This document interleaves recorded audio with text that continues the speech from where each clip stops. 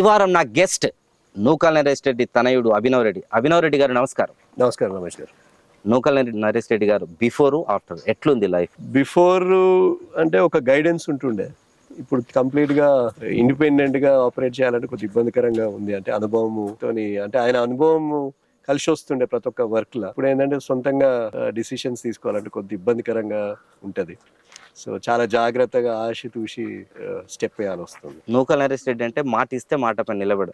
అభినవ్ రెడ్డి ఆ మాటను అట్లా నిలబడి అమలు చేస్తుందా? తప్పకుండా అండి. ప్రజల భరోసా 100%. మాటనే ముఖ్యము, పార్టీలు కాదు, ఇంకేదో వ్యక్తులు కాదు. మాట ఇచ్చినాక దానికి తిరుగుండొద్దు, వెంకకు చూడదు. ఆయన బతికున్నప్పుడు ఏం చెప్పేవారు మీకు? ఆయనకు మిమ్మల్ని పొలిటికల్ గా ప్రొజెక్ట్ చేయాలనే అభిప్రాయం ఎక్కువగా మొదటి నుంచి ఉంది. అంటే ఆయన ఒక్కటే చెప్తున్నాడు, ఆయన సిద్ధాంతాలతోనే నడిచిన మనిషి. అంటే ఏ పార్టీ చూడలే, వ్యక్తులు చూడలే, న్యాయం అన్యాయం ఏదైనా ఆయన కాడికి ఏదైనా పంచాయతీ వచ్చినా, లేకపోతే ఏదైనా ఎనీ కైండ్ ఆఫ్ ఏదైనా అంటే ఏదైనా ప్రాబ్లమ్స్ వచ్చినా అందులో ఓన్లీ న్యాయం అన్యాయమే చూసిండు. దాన్ని ఎట్లా సాల్వ్ చేయాలనే చూసిండు తప్ప ఇది నా వ్యక్తి రాంగ్ చేసినా దాన్ని సరి చేద్దామో లేకపోతే అవతలోడు చేసినా కానీ అట్లా చూడలే. ఏ పార్టీ అనే చూడలే, ఏ వ్యక్తి అని చూడలే, ఏ కులం చూడలే, ఏ మతం చూడలే. ఏదున్నా న్యాయమే చేసిండు. ఆయన చేతనైన వరకే చేసుకుంటూ పోవడం జరిగింది. ఆయన ఆచరణను ఆచరణ అభినవ్ రెడ్డి అమలు చేయగలరు? సేమ్ అండి, ఆయన స్టైల్ ఆఫ్ వర్కింగే చేస్తున్నామండి. మేము అనుకున్న ఆయన నరేష్ రెడ్డి గారు అభిమానులైన, నరేష్ రెడ్డి గారి కార్యకర్తలు, ఆయనతో ఒక 40 ఏళ్ళ జర్నీ చేసిన చాలా వ్యక్తులు కూడా ఇవాళ అదే టీం మాకు ఉంది. సో మేము అనుకున్న ఆశయాలు అనుకున్న ఆయన విధంగానే స్టెప్స్ వేసుడు జరుగుతుంది. ఏడ కూడా లాలొచ్చి పడేది లేదు, ఏడ కూడా ఎంకపోయేది లేదు. తప్పకుండా సిద్ధాంతమైన రాజకీయాలైనా, సిద్ధాంతమైన లైఫ్ స్టైలే మెయింటైన్ చేస్తున్నాం. అంటే అందరితో మంచి ఉండుకుంటా, అందరితోని ఒక మంచి పేరు సంపాదించుకోవాలని తప్ప ఏదో పదవులు వస్తాయో లేకపోతే ఇంకేదో ఆస్తులు వస్తాయనే ఆశ అయితే లేదు. మీకు రాజకీయాల గురించి ఆయన ఏం చెప్పేవారు? ఆయన రాజకీయాల గురించి ఒకటే చెప్తున్నాను. ఒకటే, మనం ఏం నమ్ముకున్నామో, ఏ పార్టీని నమ్ముకున్నామో, మన సిద్ధాంతాలు, మనం ఏడ లాలూజీ పడకుండా రాజకీయాలు చేసినప్పుడు ఒక ఉందాతనం రాజకీయాలు చేయాలి. గౌరవం ఇచ్చి మనం గౌరవం రెస్పెక్ట్ ఇవ్వాలి, రెస్పెక్ట్ తెచ్చుకోవాలి తప్ప ఎటువంటి కూడా తొందరపాటు రాజకీయాలు, నోరు జారుడు, ఎవరిని కూడా పెద్ద చిన్న లేకుండా ఇటువంటివన్నీ కూడా మాకు గైడ్ లైన్స్ చెప్తుండే. అందరితో మంచిగా ఉండాలి, అఫీషియల్స్తో ఎట్లా మాట్లాడాలి, కార్యకర్తలతో ఎట్లా మాట్లాడాలి, తమ్ముళ్ళు పిల్లలతో ఎట్లా మాట్లాడాలి. సో అన్ని విధంగా కూడా మమ్మల్ని ఒక విధంగా ట్రైన్ చేసుడు జరిగింది. అదే లైన్ లో మేము ట్రావెల్ చేసుడు జరిగింది. అభినవ్ రెడ్డిని రాజకీయాల్లో ఎట్టి పరిస్థితుల్లో ప్రమోట్ చేయాలని సర్పంచ్ చేసిండు. దానికోసం మళ్ళీ కాంగ్రెస్ జెండా కప్పుకుంటూ అది ఫుల్ఫిల్ కాలేదు. అంటే ఆశయం కోసం ఎట్లా కొనసాగుతుంది? అంటే వారసత్వంగా నన్ను రాజకీయాలకు రావాలి అనేది ఆయన కోరిక ఉండే. బికాజ్ ఆయన 40 ఏళ్ళ రాజకీయాలలో ఆయన ఏది కాలేకపోయాడు, కానీ ప్రజల మనసు గెలుచుకుండు. ఈ ప్రాంతం ప్రజల మనసు మాత్రం తప్పకుండా ఆయన గెలుచుకున్నట్టు జరిగింది. దానికి ఉదాహరణ ఆయన చనిపోయిన రోజు చూసిన పబ్లిక్ దానికి ప్రూఫ్. సో సరే, ఆయన మంత్రి కాలేకపోయిండొచ్చు, ఎమ్మెల్యే కాలేకపోయిండు, ఇంకేదో పదవిలో కూర్చోలేకపోయిండు, కానీ ఇంత ప్రజలు ఒక మంత్రి ఎమ్మెల్యే చనిపోయిన ఈ ప్రజల ప్రేమ అభిమానాలు చాలా మంది సంపాదించుకోలేదు. సో ఐ థింక్ ఆయన ఏడున్న ఆయన ఆత్మ తప్పకుండా ఇది చూసి శాంతి పడ్డది. రాజకీయాల్లో ఎక్కువ మోసపోయింది నాయకులు నమ్మి అంటే నూకల్ నరేష్ రెడ్డి. ఆయన ఒక నిబద్ధతతో రాజకీయాలు చేసిన నాయకత్వం మోసం చేసింది. అవునండి, ఇక తెలియదు ఏందో, it's open book. Naresh Reddy గారి లైఫ్ ఏ పార్టీలో ఏం మోసం అయిందో అందరికీ తెలుసు. సరే, అయినా కానీ ఆయన పార్టీని మాత్రం ఏ రోజు మోసం చేయలేదు. పార్టీ ఆయన మోసం చేసిండొచ్చు, నాయకులు ఆయన మోసం చేసిండొచ్చు, కానీ మళ్ళీ అదే నాయకుల కోసం కూడా ఆయన పనిచేయడం జరిగింది. ప్రతి ఒక్క ఎలక్షన్ లో కూడా పార్టీకి న్యాయం చేసుడు జరిగింది. చాలా మంది నూకల్ నరేష్ రెడ్డి తయారు చేయగలిగిండు, ఎమ్మెల్యేలను చేయగలిగిండు, వాళ్ళను ప్రజాక్షేత్రంలో నిలపగలిగిండు, కానీ తానెందుకు నిలబడలేకపోయిండు? మంచి నాయకుడిగా నిలబడ్డా ఒక ప్రజాప్రతినిధిగా కాలేకపోవడానికి కారణం ఎక్కడ? రెండు తీరుగండి. అంటే ఆర్థికంగా కూడా నరేష్ రెడ్డి గారు ఎప్పుడు కూడా ఏది ఆలోచించాలి, ఆర్థికంగా సంపాదించుకోవాలని ఆయనకి ఎప్పుడు ఆశ లేకుండే. అదొక లోపం కావచ్చు. ఆయన పార్టీలో నూకల్ నరేష్ రెడ్డి గారు ఎదుగుతే మేము ఎంకపోతామని కూడా చాలా మంది నాయకులు బ్యాక్ స్టాప్ చేసుడు జరిగింది. ఆయన పెద్ద బాధపడలే ఆ రోజులలో. ఆయన ఒక్కటే అనుకుండు, నేను కింగ్ కాకపోయినా ఆయన కింగ్ మేకర్ అని ఆయనకు ఆ ఫీలింగ్. అంటే ఈ నియోజకవర్గమైనా ఈ జిల్లాలో కూడా చాలా దగ్గర కూడా గెలుపు ఓటము ఆయన నిర్ణయించే అంత స్టేజ్ లో నరేష్ రెడ్డి గారు ఉండే. ఆయన స్థాయిలో ఉన్న నాయకులందరూ అభినవ్ రెడ్డిని ఎట్లా రిసీవ్ చేసుకుంటున్నారు? చాలా ప్రేమ దాంతో నన్ను రిసీవ్ చేసుకుని జరుగుతుంది. తప్పకుండా మనం అడిగే సమస్యలు అంటే ప్రాబ్లమ్స్ పైన కూడా మంచిగా రెస్పాండ్ అవుతుండ్రు. మంచిగా దాన్ని టేకప్ చేసి ఆ ప్రాబ్లమ్స్ ని సాల్వ్ చేసే జరుగుతుంది. అందులో ఏం దోకా లేదు. యాజ్ నరేష్ రెడ్డి గారు కొడుకులాగా నా ప్రతి దగ్గర కూడా అదే గౌరవం, ప్రేమ ప్రజల కాడ అదే ఉంది, లీడర్ల కాడ కూడా అదే. ఆయన మార్పు అంటే మీ పైన పడ్డ ఎఫెక్ట్ ఏంటి? డెఫినెట్లీ అండి, there's English saying, once you bury your father then only will become a man, a boy will become a man అంటారు. సో పెయిన్ఫుల్, డెఫినెట్ గా పెయిన్ఫుల్ ఉంటది. బట్ ఆ ఫాదర్ ఉన్నప్పుడు కూడా పిల్లలు బిజినెస్ చేస్తారు, కానీ ఆ అంటే ఆ పెద్దరికం అనేది ఫాదరే కంట్రోల్ చేస్తారు. ఫాదర్ లేనప్పుడు ఆ సొంత డిసిషన్స్ యాజ్ సన్స్ మేము తీసుకోవాలంటే కొద్ది ఇబ్బందికరంగా ఉంటుంది. ఎందుకంటే ఒకటేమో లూజింగ్ అ ఫాదర్ ట్రామా ఉంటుంది, ఒకటి పొలిటికల్ ప్రెషర్స్, ఒకటి ఎన్నో యూనో ఎవ్రీ డే దానిలో ప్రాబ్లమ్స్ ఉంటాయి. ఆయన ఉంటే గైడెన్స్ ఉంటుండే, ధైర్యం ఉంటుంది. సో ఇప్పుడు ఏంటంటే మనమే సొంత కాళ్ళపై నిలబడాలి కదా, సో కొద్ది ఇబ్బందికరంగానే ఉంటుంది. నెక్స్ట్ ఆయన ఆశయాన్ని ఏ విధంగా కొనసాగించబోతున్నారు? తప్పకుండా ఆయన ఆశయాలు అంటే సరే పరిస్థితులు, ప్రజలు, కాలమే నిర్ణయిస్తుంది మా పొజిషన్స్, మేము ఏం చేస్తాము. తప్పకుండా మేమైతే ప్రజల కోసం పనిచేస్తాం. ఏ పార్టీలు ఉన్నా, ఏ పార్టీ అధికారంగా ఉన్నా లేకపోయినా ప్రజల కోసం మాత్రం మేము 365 days పనిచేయడానికి మేము సిద్ధంగా ఉన్నాం.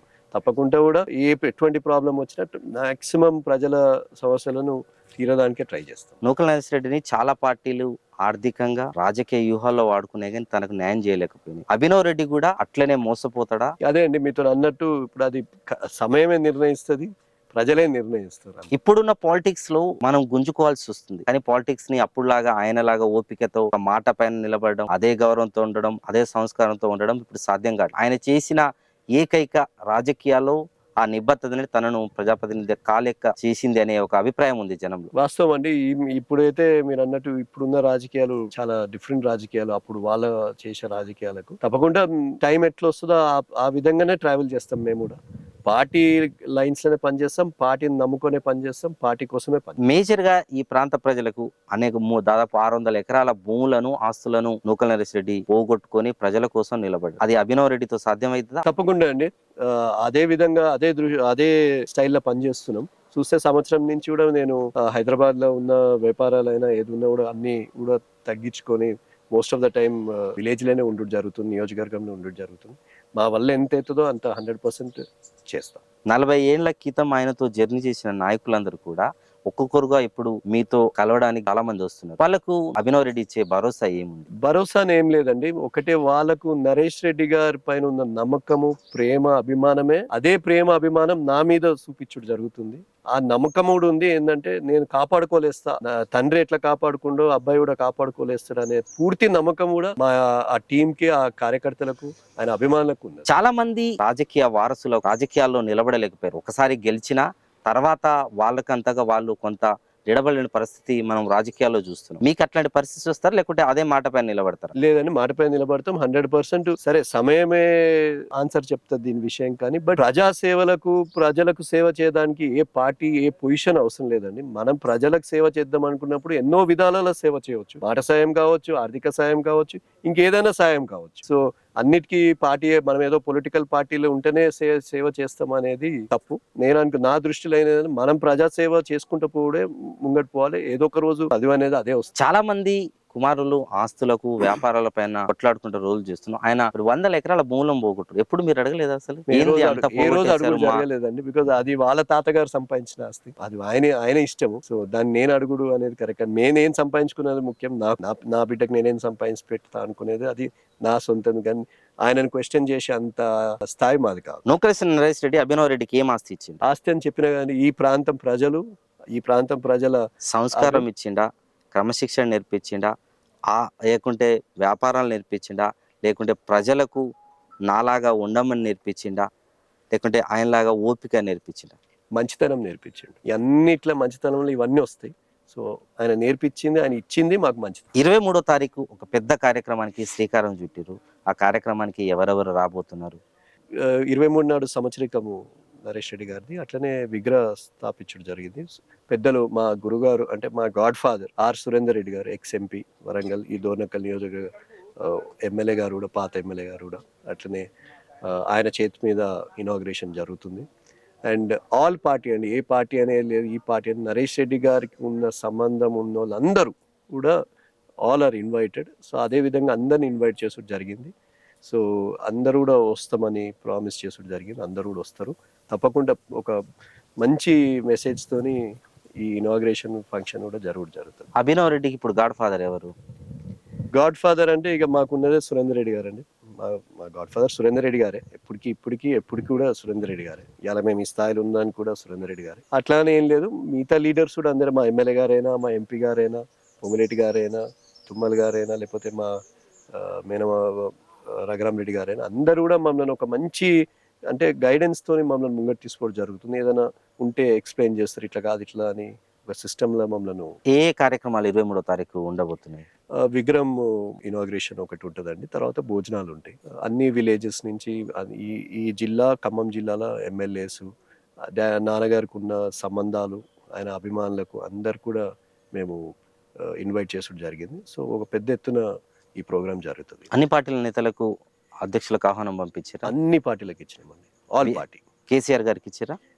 కేసీఆర్ గారి పార్టీకి ఇచ్చినాము, కేటీఆర్ గారికి ఇచ్చినాం, హరీష్ రావు గారికి ఇచ్చినాం, అట్లనే కాంగ్రెస్ పార్టీకి ఇచ్చినాం, బీజేపీ పార్టీకి ఇచ్చినాం, అన్ని పార్టీలనే. నరేష్ రెడ్డి గారు అందరు పార్టీలతో అందరితో కూడా చాలా మంచి సంబంధాలు ఉన్నాయి వ్యక్తి. సో అందరు కూడా నరేష్ రెడ్డి గారు అంటే చాలా అభిమానం. సో అందరూ తప్పకుండా. నాన్న 23వ తారీఖు ఉన్న కార్యక్రమంకి సంబంధించి ప్రజలకు ఏం విజ్ఞప్తి చేస్తారు?